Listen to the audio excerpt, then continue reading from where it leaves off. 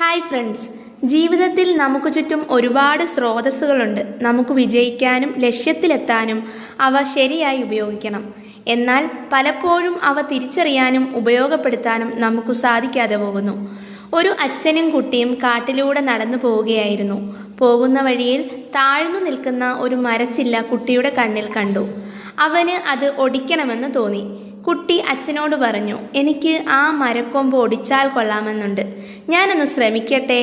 ഇത് കേട്ട അച്ഛൻ പറഞ്ഞു, അതിനെന്താ മോനെ, നീ ഒടിച്ചോളൂ, നിന്നെ കൊണ്ട് സാധിക്കും. ഇത് കേട്ടപ്പോൾ അവന് സന്തോഷം തോന്നി. അവനേക്കാൾ ഉയരത്തിലാണ് മരക്കൊമ്പ്. കുട്ടി മരക്കൊമ്പ് പിടിക്കാനായി ചാടി. എന്നാൽ അവൻ പരാജയപ്പെട്ടു. അവൻ വീണ്ടും ശ്രമിച്ചു, പരാജയപ്പെട്ടു. കുട്ടി നിരാശനായി. ഇത് കണ്ട അച്ഛൻ പറഞ്ഞു, നിന്റെ പൂർണ്ണ ശക്തിയും ഉപയോഗിക്കും മകനെ. ഇത് കേട്ടതോടെ മകൻ്റെ ആത്മവിശ്വാസം വർദ്ധിച്ചു. അവൻ വീണ്ടും വീണ്ടും ചാടി. ഒടുവിൽ കുട്ടി കൊമ്പിൽ പിടിച്ചു. എന്നാൽ ആ കൊമ്പ് ഒടിക്കാൻ കുട്ടിക്ക് സാധിച്ചില്ല.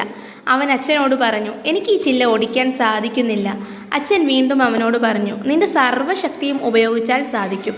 കുട്ടി വീണ്ടും ഒടിക്കാൻ ശ്രമിച്ചെങ്കിലും പരാജയമായിരുന്നു ഫലം. അവൻ കരഞ്ഞുകൊണ്ട് അച്ഛനോട് പറഞ്ഞു, എന്നെ പറ്റിക്കുകയായിരുന്നല്ലേ, ഇത് ഒടിക്കാൻ എനിക്കാവില്ല, എനിക്കതിനുള്ള ആരോഗ്യമില്ല.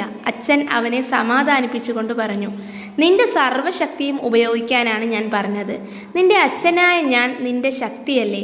നീ ആവശ്യപ്പെട്ടിരുന്നെങ്കിൽ ഞാൻ നിന്നെ സഹായിക്കുമായിരുന്നു. നമ്മൾ ഒരുമിച്ച് അത് ഒടിക്കാമായിരുന്നു. പക്ഷെ നീ എന്നോട് ആവശ്യപ്പെട്ടില്ല. പലപ്പോഴും ഇതുപോലെയുള്ള നമുക്ക് ചുറ്റുമുള്ള സഹായഹസ്തങ്ങളെ നമ്മൾ തിരിച്ചറിയാതെ പോകും.